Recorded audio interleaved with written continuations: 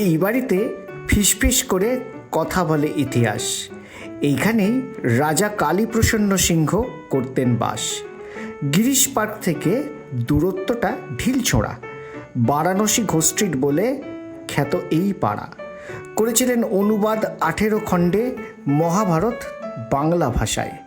হুতম প্যাঁচার নকশা আজও বাঙালি পাঠককে রসদ যোগায়। বিদ্যাসাগরের পাশে দাঁড়িয়েছিলেন বিধবা বিবাহের সমর্থনে, শরিক ছিলেন বাংলার নবজাগরণে। দরজায় আজও অনুপম শিল্পকলা নজর কাড়ে। অনাদরে থাকা এই বাড়িতে ইতিহাস আজও কড়া নাড়ে।